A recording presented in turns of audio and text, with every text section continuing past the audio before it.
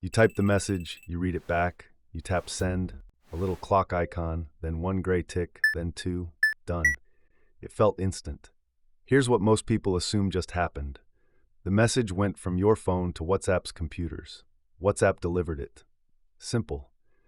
But you didn't just send a text, you triggered a cryptographic system that is genuinely one of the most sophisticated ever deployed at consumer scale. WhatsApp's promise is right there in the app, end-to-end encrypted. Your messages are private. Not even WhatsApp can read them. That promise is real, and it's incomplete, because the content of your message is one thing, everything else is another. So, if WhatsApp genuinely cannot read your messages, how does encryption actually work? And if the content is private, what exactly isn't? That answer lives in the gap between two words most people think mean the same thing: content and metadata. Every message you send exists in two worlds simultaneously: the world of content, the actual words, the photo, the voice note, and the world of metadata, the record of the fact that a message was sent. Who sent it, to whom, when, from where. The content is the letter, the metadata is the envelope. WhatsApp cannot read the letter, but they manufactured every envelope. That distinction is the entire story. To understand why, we have to go inside the encryption itself. WhatsApp uses something called the Signal Protocol. It was built by a nonprofit called Open Whisper Systems. It is considered one of the strongest encryption designs ever deployed at mass scale. The core principle: encryption happens on your device before the message leaves. Decryption happens on the recipient's device after it arrives. WhatsApp servers in the middle are couriers. They carry sealed envelopes. They cannot open them. When you installed WhatsApp, without explaining it, your phone generated two mathematically linked numbers, a public key and a private key. Think of the public key as your padlock. You give it to anyone. Anyone who wants to send you a message locks it shut with your padlock before they send it. The private key is the only thing that opens that padlock. It never leaves your device. It was never uploaded to WhatsApp servers. WhatsApp has never seen your private key. It lives in the secure storage of your phone. If WhatsApp's entire server infrastructure was handed to a government, they still could not read your messages. The key was never there. But how does your phone know which padlock belongs to the person you're messaging? When you message someone for the first time, your apps perform a handshake. Your phone fetches their public key from WhatsApp servers. Their phone fetches yours. This happens automatically, invisibly, in under a second. Now your phone has their padlock. Their phone has yours. Every message from this point is locked before it leaves. But most encryption systems use one key for the entire conversation. That's a problem. If someone steals that key, they can read everything. Past messages, future messages, all of it. The Signal Protocol solves this with something called a double ratchet. Every single message generates a brand new encryption key, derived from the last one, like a combination lock that changes its own combination after every single use. If a hacker captures the key for one specific message, they can decrypt that one message. The chain behind it stays sealed. The chain ahead of it stays sealed. This is called forward secrecy. And it's why Signal Protocol encryption isn't just strong. It's designed to limit the damage of any future compromise to the smallest possible window. Your encrypted message leaves your phone. It routes to WhatsApp servers. The servers receive a block of data that is mathematically meaningless to them. They cannot read it, they cannot search it, they cannot hand it to anyone and have it mean anything. But they do something with it. They hold it. If the recipient's phone is offline, WhatsApp queues your message on their servers and waits. The moment the recipient comes online, the server dispatches the queued messages. The server never decrypts them. It never tries. It is a waiting room for sealed envelopes. It moves them from one side of the room to the other. Nothing more. One gray tick, two gray ticks, two blue ticks. You've read those signals your whole life. Here's what they actually mean.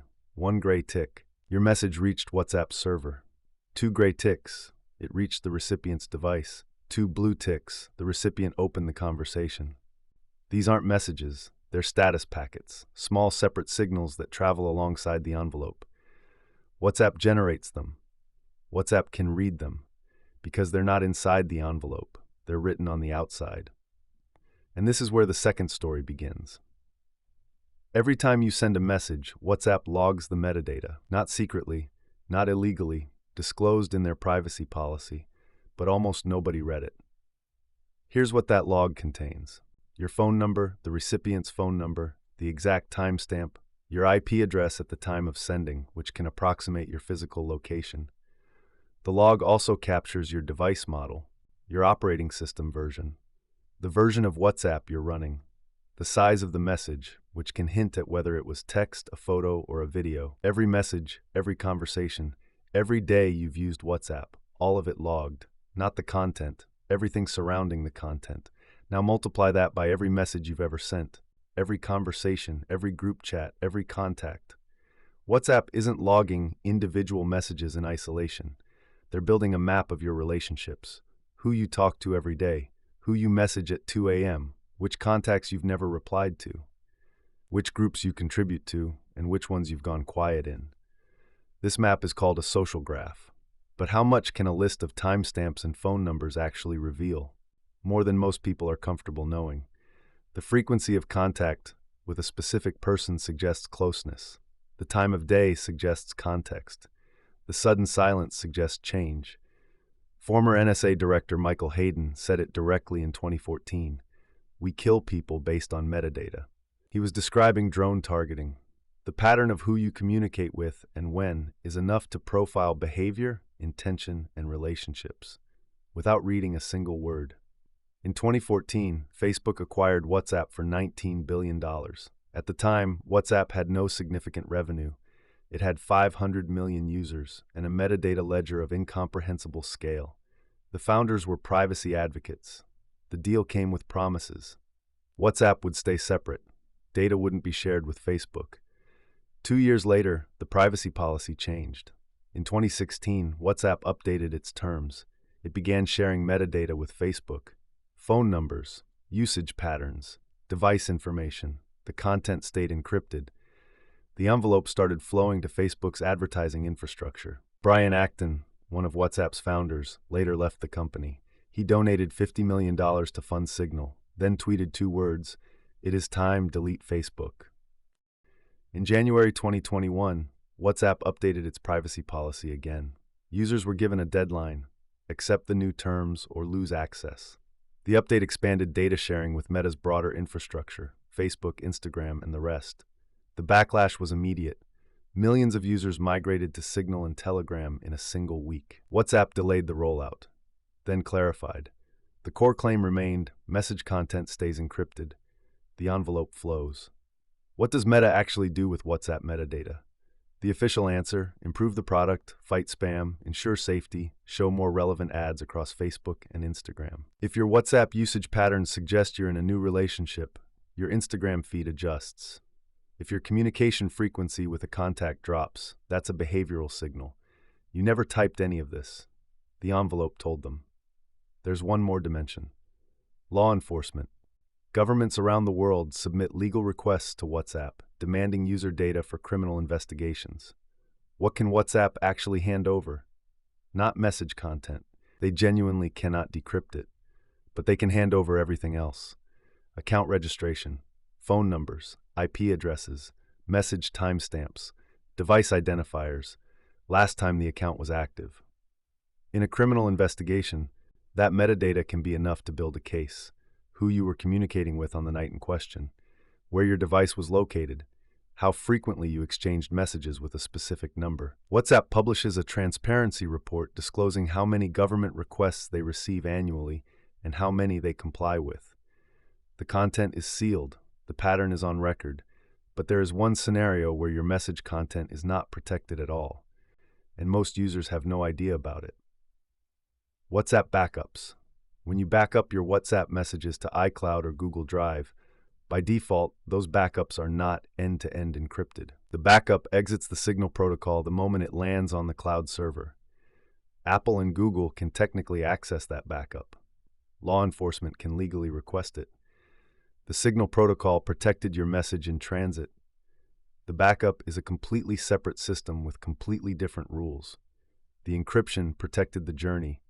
The destination was unprotected the entire time. WhatsApp introduced end-to-end encrypted backups in 2021. You can enable them.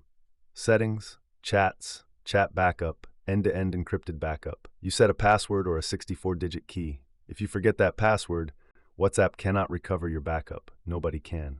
True encryption means the key lives with you. Lose the key, lose the backup. Most users haven't enabled it. Most users don't know it exists. Group chats add a layer of complexity. In a two-person conversation, there are two key pairs. In a group of 200 people, encryption has to reach 200 recipients simultaneously. WhatsApp solves this with a sender key, a shared group encryption key distributed to all current members. Your message is encrypted once, and that single encrypted packet is distributed to all members. It's efficient. It's still genuinely encrypted. But here's the implication. When a new member joins a group, they receive the sender key going forward. They do not receive past messages. There is no retroactive access. The history is sealed behind keys that were rotated before they arrived. What happened in the group before they joined stays sealed. The architecture enforces it. WhatsApp offers disappearing messages. 7 days, 24 hours, 90 days. The message deletes itself from both devices after the timer expires. That sounds like privacy, but the encryption was never the vulnerability. The endpoint was. Disappearing messages do not prevent a screenshot before the timer runs out. They do not delete the message from backups taken before expiry. The message disappears from the chat. The record of its existence, the metadata, does not. Signal, the app the Signal protocol is named after, operates on a different philosophy entirely. Signal collects almost no metadata. The only data they retain is your phone number and the last date you connected to their servers. No social graph, no device data, no usage patterns, no IP log. The architecture was built so that even a legal compulsion produces almost nothing. In 2021, the US government subpoenaed Signal for user data. Signal published their entire response publicly, the only information they could provide, the date the account was created, and the last date it connected to Signal's servers. That was it. Nothing else existed to hand over, because nothing else was ever collected. That's not a privacy policy. It's an architectural decision. Signal cannot hand over data that was never stored. WhatsApp can only hand over data their architecture was built to collect. Both use the same encryption protocol. Both protect the content. The difference is what was built around the encryption. One collects the envelope. One never made the envelope in the first place. The next time you tap send on WhatsApp, the encryption is real. The words you typed are sealed. No engineer at Meta, no government request, no hacker between the servers can read them.